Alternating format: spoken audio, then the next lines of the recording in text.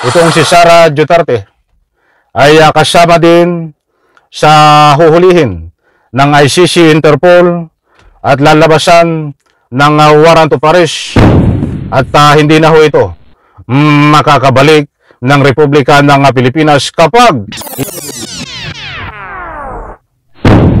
Alright, welcome back to my YouTube channel. I'm Andres Vlog. Nako, breaking news. Sara Duterte hindi sigurado kung uuwi ng Pilipinas kung kailan. Nako, ay mainit ang usapin nito. Mga kaibigan, katatapos lang ho ng press conference nitong si Sara Duterte. Buhato diyan sa The Hague, Netherlands.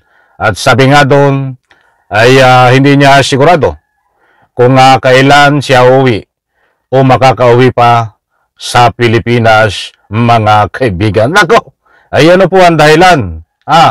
Hindi naman po lingid sa inyong kaalaman na itong si Sara Duterte ay isa rin ho sa iniimbestigahan ng ICC nung siya ho ay mayor pa diyan sa Davao. At mayroon pong dokumento na lumabas na kahit tingnan nyo po diyan sa website ng ICC ay meron po dun siyam na di umano'y kasangkot ni Digong Duterte na ina-applyan na para lumabas ng warrant of arrest. Hindi po ito fake news, mga kaibigan.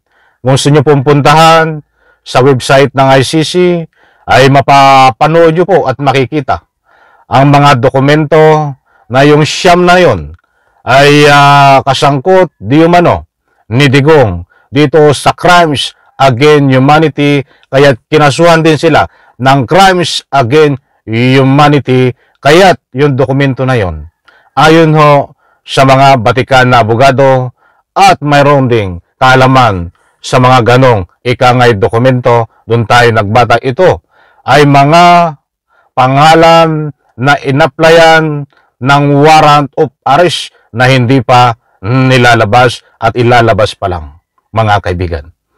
Yan po ang ating tatalakayin at siyempre, itong sinasabi ni Sara Duterte na bakit hindi pa siya makakauwi ng Pilipinas. Baka hulihin na ito doon.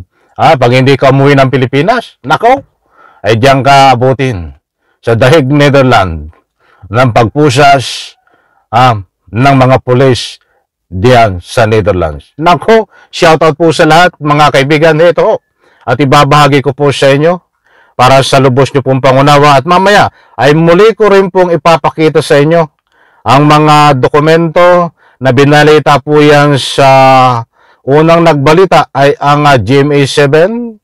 At siyempre, binirepay po natin yan kung totoo ay talagang mayroon ho doon sa website ng ICC.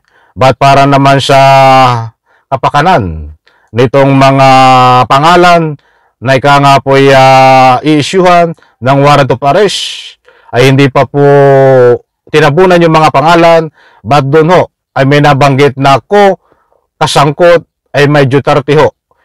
Hindi natin alam kung yung Sara Duterte, hindi naman pwedeng kasangkot itong si Digong dahil siya ang mastermind. Ipapakita ko po muli sa inyo dahil nakita nyo na po yan, mga kaibigan. Ito mula sa 1PH.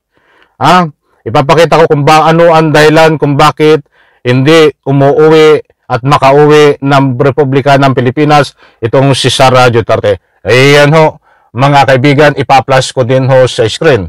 Buhat sa 1PH, BP Sara hindi pa sigurado kung kailan siya makakauwi ng Pilipinas. Aba, sige ka. Kung gusto mong, baka hindi pa ho alam nito. Itong siya is isa sa matunog na posible nalabasan ng warrant of arrest dahil nakita yung kanyang pangalan doon at apelyido, mga kaibigan. Pero may takip ho. But kung pagbabasehan po natin ay walang ibang Duterte na iniimbestigahan kundi itong si Digong at siya ho. Ito pa, hindi pa raw sigurado si BP Sara kung kailan siya makakabalik sa Pilipinas. Ay baka hindi ka na makabalik. Diyan ka na pupusasan ng ICC.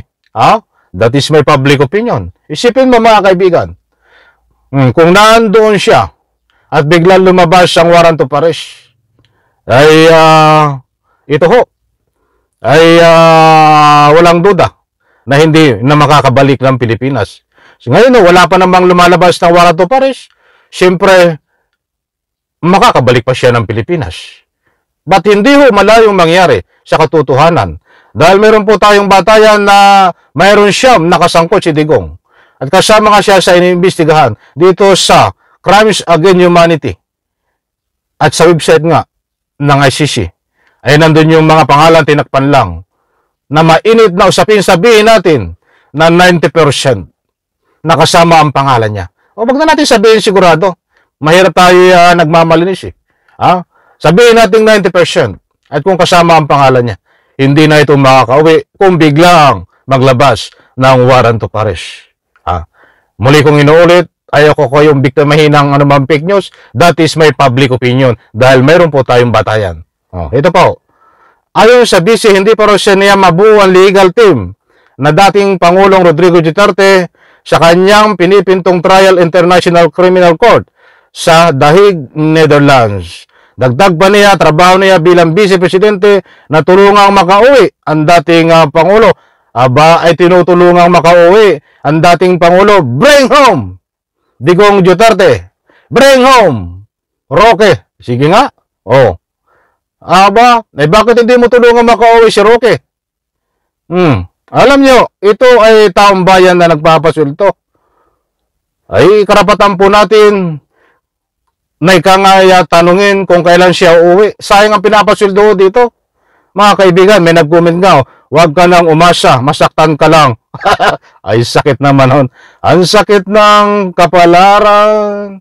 So mga kaibigan yan, ang dahilan ni Sara Duterte, may mga rason kung bakit hindi pa siya makakauwi. Siyempre, katulad po ng nabanggit diyan, na ipinlas ko po sa screen, mayroon pa po siyang mga inaabyad. Kaya siguro ito nagbitiw. Dito sa ika nga po dati napapabalita na siya ang counsel, kabilang sa list of counsel, abogada ng kanyang ama. But bigla hong naglaho din, hindi na ho. Siguro nakatunog, mga kaibigan. So mga kaibigan, ito ipakita ko rin po sa inyo. Itong galing website. Alam ko na, ipakita ko na rin po ito. Galing sa website po ng ICC, nandyan po sa screen. Pwede nyo pong i-screenshot yan. At nandyan din po. Para mas maliw nandyan ho. Yan po ay galing sa website ng ICC. Siyam na tao pa ang co-perpetrator ni Pangulong Duterte pero may takip ang mga pangalan sa kopya ng dokumento. Yan po yung mga lalabasan ng warrant of arrest. Siyam, mga kaibigan, hindi ko na po babasahin. Para sa lubos nyo pong unawa, screenshot nyo po at basahin nyo po mga kaibigan. At dyan po nyo maiintindihan na kasama ang pangalan nitong si Vice Presidente Sara Duterte. So maliwanag po dito mga kaibigan. Pinakita ko po sa inyo para lang po sa patas at nang hindi kayo mabiktima ng anumang fake news. Kaya tang maliwanag po dito mga kaibigan. Itong si Sara Duterte ay kasama din sa huhulihin ng ICC, Interpol at lalabasan ng warrant of arrest at hindi na ho ito makakabalik ng Republika ng Pilipinas kapag inabot ho doon sa Netherlands ng paglabas ng warrant of arrest. But ngayon ho ay wala pang lumalabas na warrant of arrest. But ang panindigan po natin na hindi po binubulgar ng ICC ang paglabas ng warrant of arrest kung kailan lalabas, biglaan ho. Probe na po yan, meron po tayong katunayan na itong tungkol kay Digong Duterte na biglang lumabas ang warrant of arrest. Kaya ang naging bunga ho ay matiwasay, mapayapa na paghuli. Ganyan din ho ang mangyayari. Kung sakaling lumabas ang warrant of arrest dito ho kay Sara Duterte, kay Bato, Bongo, at iba pang mga kasangkot. Kasi si Bato, 100% kasama ho. Oras na lang, araw, linggo, o buwan. Basta anytime, lalabas po ang warrant of arrest. Alam ko mga kaibigan, nakuha niyo ang gusto ko ipunto. Isang like ko sa video na ito. Bye-bye. Palapakan.